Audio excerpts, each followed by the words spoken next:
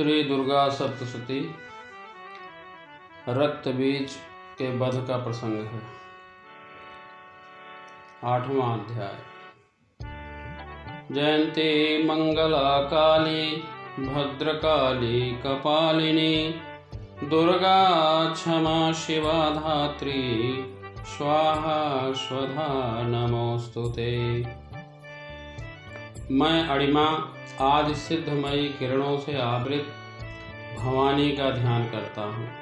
उनके शरीर का रंग लाल है, नेत्रों में करुणा लहरा रही है तथा हाथों में पास, अंकुश, बाण और धनुष शोभा पाते हैं। ऋषि कहते हैं, चंड और मुंड नामक दैत्यों के मारे जाने तथा बहुत सी सेना का संहार हो जाने पर दैत्यों के राजा प्रतापी शुंभ के मन में बड़ा क्रोध हुआ और उसने दैत्यों की संपूर्ण सेना को युद्ध के लिए कूच करने की आज्ञा दे दी।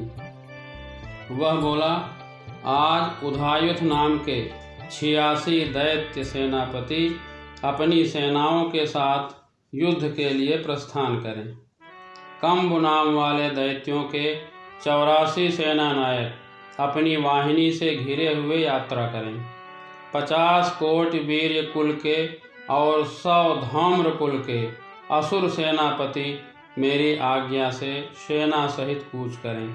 कालक, दौहिड़, मौर्य और काल के असुर भी युद्ध के लिए तैयार हो मेरी आज्ञा से तुरंत प्रस्थान करें। भयानक शासन करने वाला असुरराज शुंभ इस प्रकार आज्ञा देकर सहस्त्रों बड़ी बड़ी सेनाओं के साथ युद्ध के लिए प्रस्थित हुआ। उसकी अत्यंत भयंकर सेना आती देख चंडिका ने अपने धनुष के टंकार से पृथ्वी और आकाश के बीच का भाग बुझा दिया। राजन, तदनंतर देवी के सिंह ने भी बड़े जोर जोर से दहाड़ना आरंभ किया। फिर अंबिका ने घंटे के शब्द से उस ध्वनि को और भी बढ़ा दिया। धनुष के टंकार, सिंह की दहाड़ और घंटे की ध्वनि से संपूर्ण दिशाएं गूंज उठी। उस भयंकर शब्द से काली ने अपने विकराल मुख को और भी बढ़ा लिया तथा इस प्रकार वे विजयिनी हुई। उस तुमुल नाद को सुनकर दैत्यों की सेनाओं ने चारों ओर से आकर चंडिका देवी, सिंह तथा काली देवी को क्रोधपूर्वक घेर लिया। राजन, इसी बीच में असुरों के विनाश तथा देवताओं के अभ्युदय के लिए ब्रह्मा, शिव, कार्तिकेय, विष्णु तथा इंद्र आदि देवों की शक्तियाँ जो अत्यंत पराक्रम और बल से संपन्न थीं, उनके शरीरों से निकलकर उन्हीं के रूप में चंडिका देवी के पास गईं। जिस देवता का जैसा रूप, जैसी वेशभूषा और जैसा वाहन है, ठीक वैसे ही साधनों से संपन्न हो उसकी शक्ति असुरों से युद्ध करने के लिए आई। सबसे पहले हंस युक्त विमान पर बैठी हुई अक्षसूत्र और कमंडल से सुशोभित ब्रह्मा जी की शक्ति उपस्थित हुई, जिसे ब्रह्माणी कहते हैं। महादेव जी की शक्ति वृषभ पर आरूढ़ हो, हाथों में श्रेष्ठ त्रिशूल धारण किए, महानाग का कंकड़ पहने, मस्तक में चंद्र रेखा से विभूषित हो वहां आ पहुंची।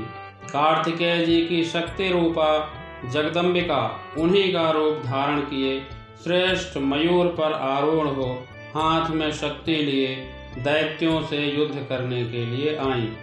इसी प्रकार भगवान विष्णु की शक्ति गरुड़ पर विराजमान हो शंख, चक्र, गदा, सारंग, धनुष तथा खड्ग हाथ में लिए वहां आ गई।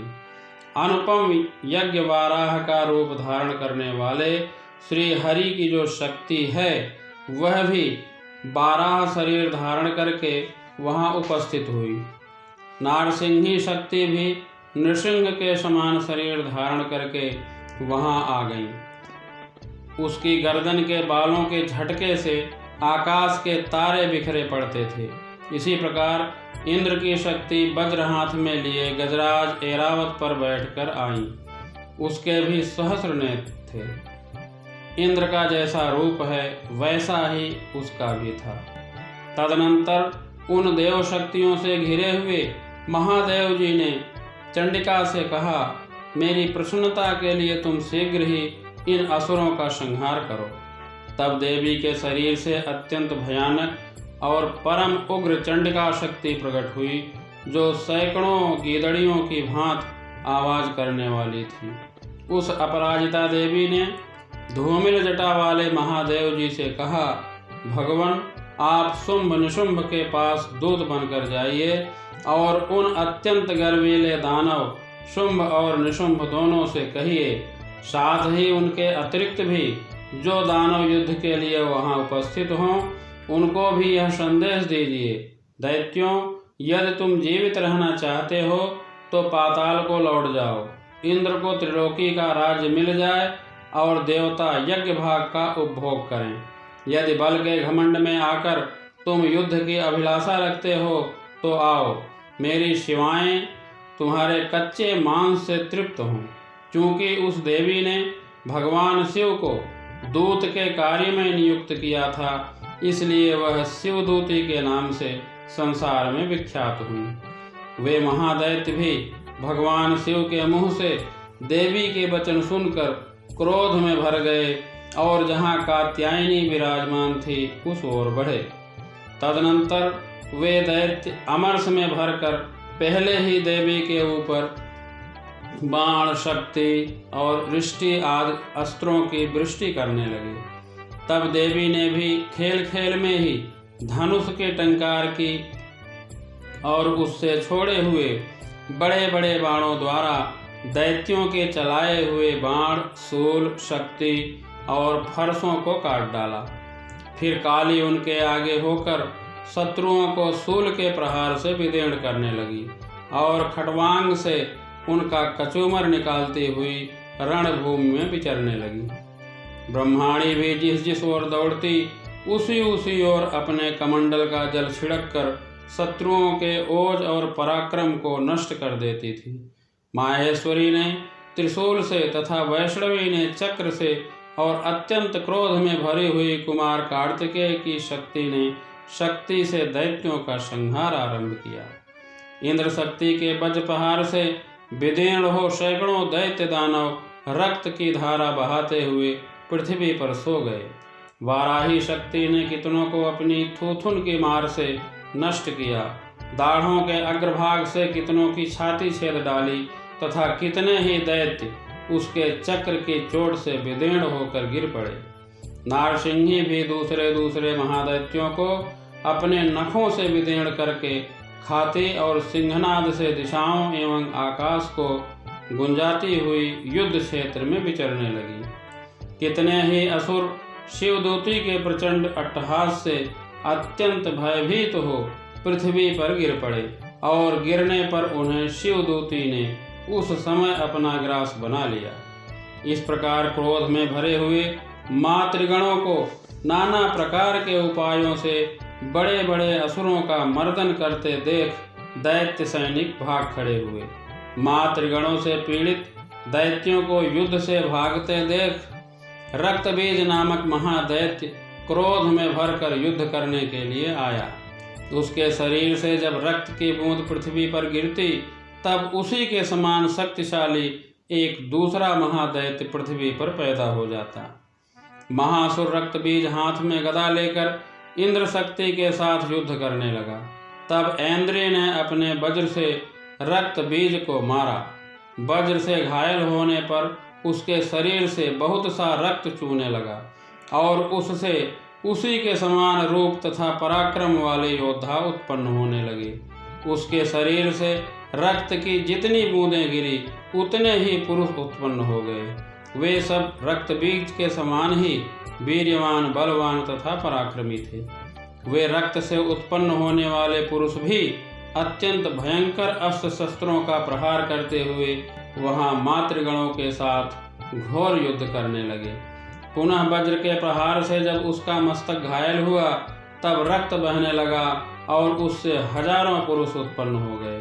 वैष्णवी ने युद्ध में रक्त बीज पर चक्र का प्रहार किया तथा ऐन्द्री ने उस दैत्य सेनापति को गदा से चोट पहुंचाई।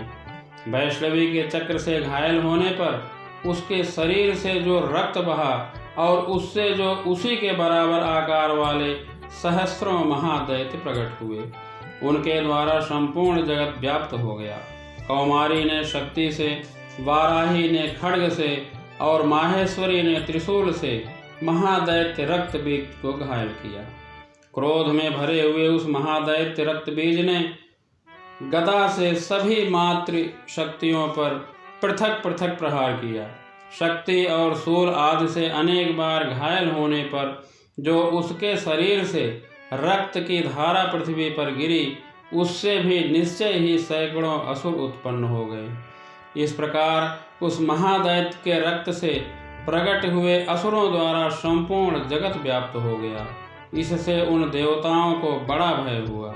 देवताओं को उदास देख चंडिका ने काली से शीघ्रता पूर्वक कहा, चामुंडे, तुम अपना मुख और भी फैलाओ तथा मेरे शस्त्रपात से गिरने वाले रक्त बिंदुओं और उनसे उत्पन्न होने वाले महादैत्यों को तुम अपने इस उतावले मुख से खा जाओ।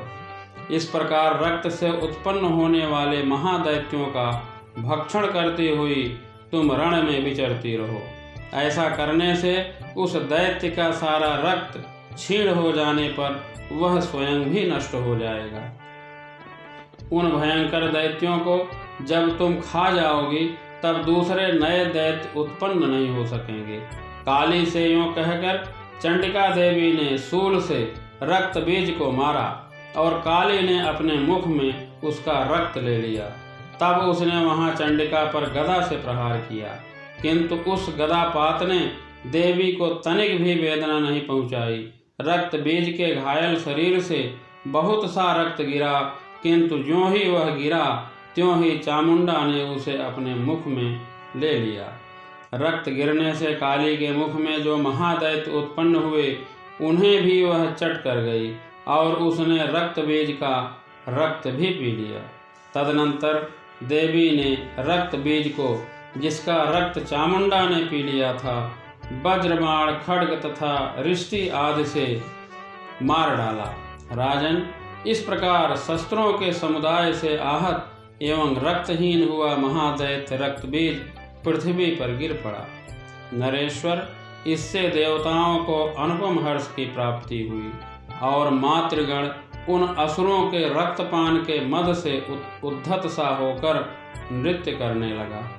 इस प्रकार श्री मार्कंडेय पुराण में सावर्णिक मनवंतर की कथा के अंतर्गत देवी महात्म्य में रक्त बीज वध नामक 8वां अध्याय पूरा हुआ।